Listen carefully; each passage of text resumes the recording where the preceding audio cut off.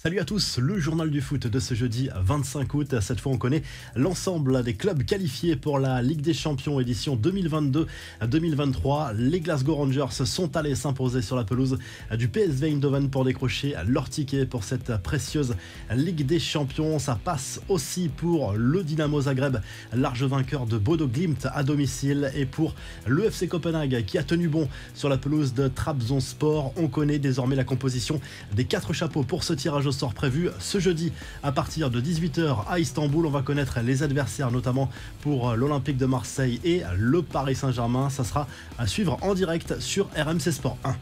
Les infos et rumeurs du mercato, un gros coup de froid sur la rumeur Cristiano Ronaldo à l'OM, alors que de nombreux supporters et grands anciens appellent la direction du club à recruter le Portugais. Le journaliste spécialisé Fabrizio Romano, toujours bien informé, affirme qu'il n'y a pas de rendez-vous ni de négociation entre le club marseillais et l'agent de l'attaquant de Manchester United.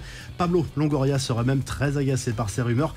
Beaucoup plus concrètement, Marseille a officialisé la signature d'Eric Bailly, 28 ans, en provenance de Manchester United. Il s'agit d'un prêt avec option d'achat pour le défenseur international ivoirien.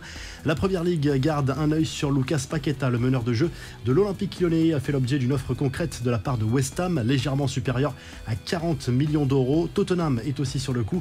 Arsenal aurait en revanche lâché l'affaire. En cas de départ, l'OL pourrait foncer sur Joao Gomez, pépite de Flamengo. Les Gunners qui ont accepté de laisser filer Nicolas Pepe. Un accord a été trouvé avec l'OGC Nice pour le prêt de l'ancien Lillois sans option d'achat. L'attaquant ivoirien va tenter de se relancer sur la Côte d'Azur. Manchester United va-t-il lâcher l'affaire pour Anthony? Malgré une offre de 80 millions d'euros, l'Ajax ne veut pas lâcher son buteur. Eric Ten Hag et sa direction envisagent un plan B. Selon la presse anglaise, l'ailier du PSV Eindhoven, Cody Gakpo, a été approché.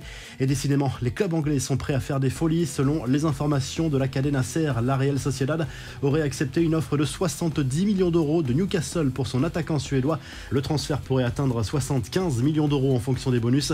Enfin, clap de fin sur la rumeur Bernardo Silva au Barça ou ailleurs. Le directeur exécutif des Citizens a mis les choses au clair. Le Portugais ne bougera pas de Manchester City aussi tard dans le mercato. Les infos en bref, Nice joue les barrages retour de la Conference League ce jeudi soir. Les Niçois avaient perdu le match aller 1-0 contre le Maccabi Tel Aviv. Coup d'envoi à 20h à l'Allianz Riviera. La femme d'Angel Di Maria vide son sac à propos du passage de son mari à Manchester United et plus généralement en Angleterre. Horrible, Manchester c'est le pire, tout est horrible à Manchester. Nous vivions à Madrid et Angel a joué pour la meilleure équipe du monde. Et soudain, cette proposition de Manchester est sortie. Il y avait de l'argent mais je n'aimais rien, des gens tout blancs, soignés, bizarres. La nourriture est dégoûtante, les femmes de porcelaine à lâcher. Madame Di Maria qui avait déjà critiqué la vie anglaise par le passé. On en parlait en début de semaine, le championnat ukrainien a repris ses droits 6 mois après l'invasion russe. Forcément, les choses ne sont pas simples.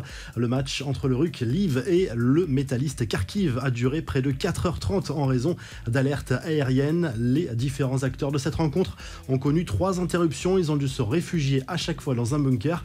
Enfin, une belle histoire, celle de la petite Camille, 8 ans, atteinte d'une maladie rare, qui avait été harcelée sur les réseaux sociaux en début d'année après avoir demandé à Kylian Mbappé de rester au PSG. Dans une vidéo, elle a pu rencontrer son idole au Parc des Princes et s'est prise en photo également avec Neymar et Messi. Elle a aussi eu un accueil chaleureux de la part des supporters parisiens. On termine avec la traditionnelle revue de presse. Le journal L'équipe se penche sur le sprint final du mercato estival, notamment pour le PSG. Christophe Galtier veut encore des renforts. Milan Skriniar, Marcus Rashford, Fabian Ruiz, ces pistes sont encore d'actualité. Nouvelle cible en revanche pour le club parisien d'offense centrale. Il s'agit du monégasque Axel Disasi. Du côté de l'Espagne, le journal Sport revient sur ce match nul très spectaculaire entre le FC Barcelone et Manchester City. 3 buts partout au final dans cette rencontre caritative au profit de l'association. Et là, le tout disputé au Camp Nou devant un peu plus de 90 000 spectateurs. Et en Italie, la Gazzetta dello Sport se penche sur le mercato également. Chelsea a lancé une offensive XXL pour recruter l'attaquant de l'AC Milan, Raphaël Leao, avec un chèque potentiel de 120 millions d'euros à la clé. Strootman, lui, rejoint le Genoa et Milik se rapproche un peu plus de la Juve. Si le journal du foot vous a plu, n'hésitez pas à liker, à vous abonner pour nous retrouver très vite pour un nouveau journal du foot.